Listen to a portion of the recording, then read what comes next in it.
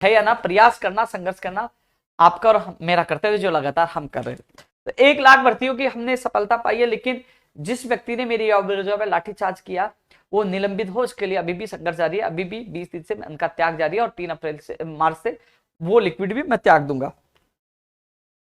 संस्कृत शिक्षा विभाग में जो पीटीआई और पुस्तकालय अध्यक्ष में नियम संशोधन की फाइल गई है और इसको लेकर जल्दी यानी कि होली के बाद मुझे एक बार दोबारा अधिकारियों ने बुलाया, तो मैं मिलकर इन दोनों भर्तियों को जल्द से जल्द नियम संशोधन करवाकर इन भर्तियों को निकलवाने के लिए मैं प्रयास करूंगा। वहीं कंप्यूटर अनुदेशक भर्ती जो संस्कृत विभाग में के लिए उन्होंने कहा था कैबिनेट मेमो बनकर बोले है ना, अब जो कैबिनेट होगी उसमें अप्रूवल मिल जाएगा। अभी मुझे लग रहा है कि आज कैबिनेट बता रहे थे 7 बजे से प्रस्तावित है, संभावना है कि इस कैबिनेट मीटिंग में इसको अनुमोदन हो जाए नियमों को। तो उसके बाद राज्यपाल से अनुमोदन होकर कार्यवाहक से अधिसूचना जारी होगी और फिर क्योंकि एक फाइल गई थी पदों को लेकर वित्त विभाग में स्वीकृति के लिए फाइल गई थी, लेकिन उन्होंने ये कहते वापस लौटा दिया था कि पहले नियमों का कैडर बन जाए, कैडर बनने के बाद ही आप वित्तीय स्वीकृति के लिए पदों की फाइल भेजना। तो पहले नियमों का कैडर बनेगा, उसके वित्तीय स्वीकृति के लिए फाइल भेजी जाएगी। ये कंप्यूटर भर्ती संस्कृत शिक्षा विभाग की है।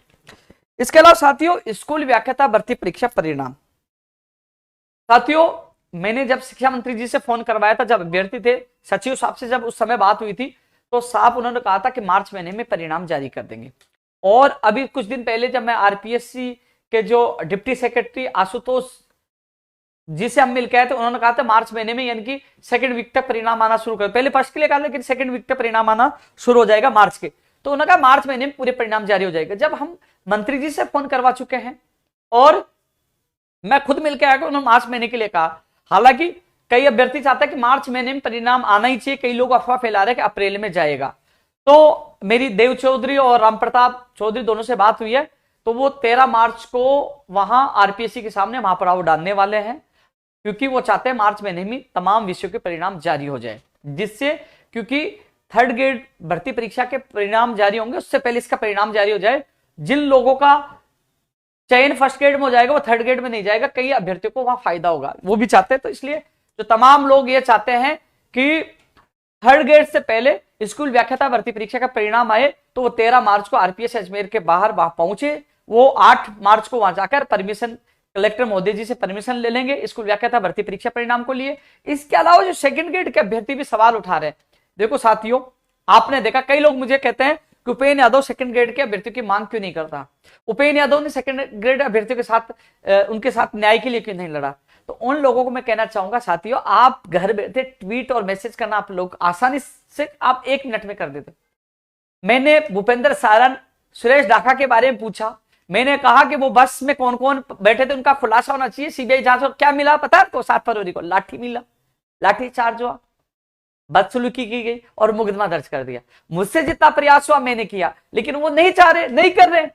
कुछ लोग चाहते भर्ती रह दो, कई लोगों ने अच्छे पेपर मेहनत किए, कई ऐसे भी अभ्यर्थी है। तो आप स्थिति आपको बता दो, भर्ती तो रद्द नहीं करेंगे, जो करना था उन्होंने कर दिया, लेकिन हमने कहा कि कम से कम उन अपराधियों को पकड़ा जाए, अंतिम कड़ी तक पहुंचे, लेकिन हमें लाठीचार्ज करके जेल में डाल दिया।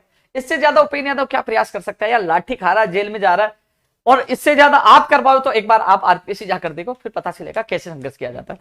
तो 2nd ग्रेड के अभ्यर्थी भी कह रहे हैं कि कम से कम आंसर की भी जारी हो और परिणाम भी जारी हो। आपको पता है कि मुझे पता है कि मैं परिणाम की बात करूंगा तो कई लोग कहेंगे नहीं घपला हुआ, उपेन्द्र यादव क्यों साथ दे रहा है। तो भाई आपको पता वो रद्द नहीं कर रहे, और यदि 2nd ग्रेड का परिणाम 3rd ग्रेड के बाद में आएगा तो कई लोग जो 3rd ग्रेड से 2nd ग्रेड में आ जाएंगे, वो सीटें वहां नुकसान होगी। तो वो 2nd ग्रेड के अभ्यर्थी 13 तारीख को वहां पूछे, यानी 1st ग्रेड और 2nd ग्रेड के अभ्यर्थी 13 मार्च को आरपीएस से अजमेर पहुंचे। परमिशन 8 तारीख के लिए प्रार्थना पत्र कलेक्टर मोदी जी के वो लगा देंगे। तो मिलकर संघर्ष करो, मैं 13 मार्च को आरपीएस से अजमेर पहुंच जाऊंगा आपके बीच में।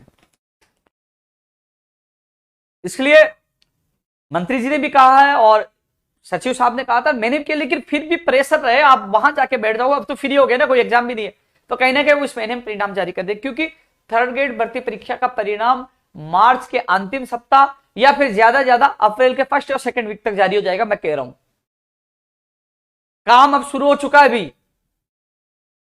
मार्च के अंतिम सप्ताह या अप्रैल के 1st या 2nd वीक में जारी हो जाएगा। इसलिए उससे पहले इन दोनों भर्ती परीक्षा को परिणाम पहले जारी हो, इसके लिए 13 मार्च को आप सभी जो कहते हैं, अभी जो मुझे कमेंट कर रहे थे नहीं पहले इनका होना चाहिए, पहले उनका होना चाहिए, उनसे मैं कहना चाहूंगा 13 तारीख को पूछो, फिर मुझे दोष मत देना, क्योंकि मैं खुद बिजी हो जाऊंगा। 13 तारीख को आऊंगा, क्योंकि मेरी सिस्टर्स कि शादी 30 मार्च को मुझे गांव जाना है, मुझे बहुत काम करना है भाई, 11 साल से मैं पूरी राजस्थान के युवाओं के उनके परिवार के लिए संघर्ष करूं, लेकिन अब मेरे परिवार, मेरे सिस्टर की शादी, मुझे जाना पड़ेगा, फिर भी मैं 13 मार्च को वहां आ रहा हूं।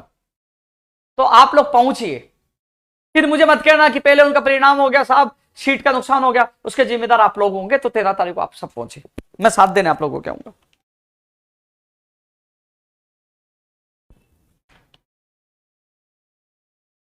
पीटीआई भर्ती के जो अभ्यर्थी है, पीटीआई भर्ती के अभ्यर्थी इस वीडियो को काटकर उन तक पहुंचा देना। साथियों, जहां तक कर्मचारी चयन बोर्ड की स्थितियों का जो मैंने अभी देखा है, उससे लग रहा है कि आप समझ रहे हैं, क्योंकि हम आए थे पहले, हमें कहा था मार्च में आएगा, लेकिन जिस प्रकार वो हवाला दे रहे कि हमारे पास काम बहुत ज्यादा है, हालात यह है कि ये अप्रैल एंड तक परिणाम निकालने की सोच रहे। कब तक? अप्रैल एंड तक। और अब आज से चला मार्च, यानी कि 2 महीना इंतजार कराने की बात कह रहे हैं। क्यों कह रहे?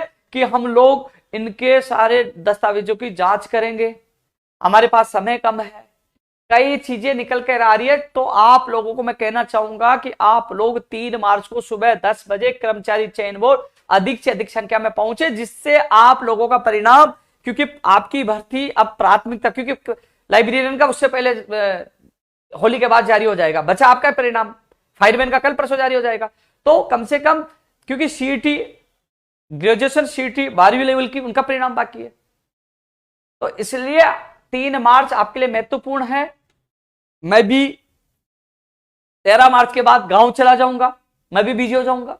आप चाहते हो कि मार्च में आपका परिणाम आए, तो 3 मार्च को अधिक से अधिक संख्या में पहुंचो, अन्यथा अप्रैल एंड तक चले जाओगे, फिर ज्वाइनिंग कब होगी मुझे भी नहीं पता।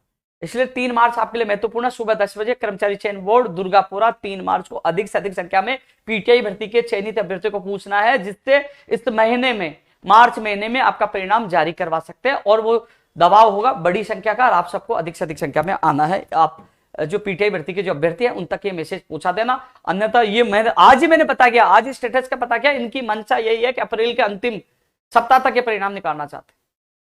इसलिए आप लोग 3 मार्च को अधिक से अधिक संख्या में पहुंचो। सीएचओ भर्ती परीक्षा पेपर लीक पूरी दुनिया को पता है, मीडिया को पता है, एसओजी को पता है, और सरकार को पता है। जिस सुनीता सेन के पास 8:02 पर पेपर आया, विनोद मीना जो भेजने वाला 7:22 पर उनके पास पेपर है, वो स्वीकार है, उसने एक नहीं 3 लोगों के पास भेजा है। अब इसमें एक रोचक एक चीज निकल के आ रही है कि 87% जो लीक हुए हैं, यदि किसी के 70% बन रहे हैं तो पेपर लीक नहीं माना जाएगा, क्योंकि 87 बनेंगे, अधिकतर लोगों को तब मानेंगे लीक हो रहा, उससे कम हो रहा है तो लीक नहीं माना जाएगा। कई चीजें निकल के आ रही है, मुझे मंशा यह लग रही है इस मामले को दबाने की कोशिश की जा रही है। जो सीएचओ भर्ती परीक्षा में जो पेपर लीक से पीड़ित अभ्यर्थी, उनको मैं कहना चाहूंगा आपको एक्टिव होना पड़ेगा। मैं कोशिश करूंगा, मुझे जहां मौका मिलेगा मैं आपका पूरा साथ दूंगा। मैं आवाज पूरी तरह से उठा रहा हूं, क्योंकि पेपर लीक हुआ था, मैं पहले भी बोला था, आज भी बोल रहा हूं, और इसको दबाने की कोशिश की जा रही है। लेकिन आप भी अपनी आवाज बुलंद करो, मैं भी आप लोगों की मांग मजबूती से रखूंगा। तो ये सीएचओ भर्ती परीक्षा पेपर लीक को लेकर तमाम अभ्यर्थी अलर्ट रहे। कंप्यूटर भर्ती बेसिक जो कल ही, साथियों, कंप्यूटर अनुदेशक भर्ती के बेसिक कंप्यूटर अनुदेशक भर्ती में जो चयनित अभ्यर्थी हैं, होली के बाद आपका लिंक ओपन होगा। हालांकि जब कल हमारी विधानसभा में शिक्षा मंत्री जी मौजूद थे, और शिक्षा मंत्री जी का बहुत बहुत धन्यवाद, शिक्षा मंत्री जी के बदौलत ही सीनियर कंप्यूटर अनुदेशक भर्ती के अभ्यर्थी को अधिकतर लोगों को ज्वाइनिंग मिली है, बचे हुए अगले वीक तक मिल जाएगी, आदेश हो जाएंगे। और बेसिक कंप्यूटर अनुदेशक के लिए हमारे सामने ही निदेशक महोदय जी कहा कि मार्च तक ज्वाइनिंग देनी है, मार्च तक नहीं हो तो अप्रैल फर्स्ट वीक से ज्यादा नहीं होना चाहिए। यानी कि कई लोग कह रहे हैं कि एक सप्ताह आगे चला गया है, भैया उन्होंने कहा कि अप्रैल से ज्यादा नहीं होना चाहिए, फर्स्ट वीक से। मार्च तक का तो उनको टारगेट है ही, मार्च तक तो मैंने सबसे पहले ट्वीट मैंने कहा था मार्च में ज्वाइनिंग मिल सकती है बेसिक कंप्यूटर अनुदेशक भर्ती के चयनित अभ्यर्थी, वो तो मैं कर ही रहा हूं। लेकिन मैं उन लोगों से नहीं है कि कहां से आप फोटो खींच के डाल दे, अरे हमारे तो आप देखिए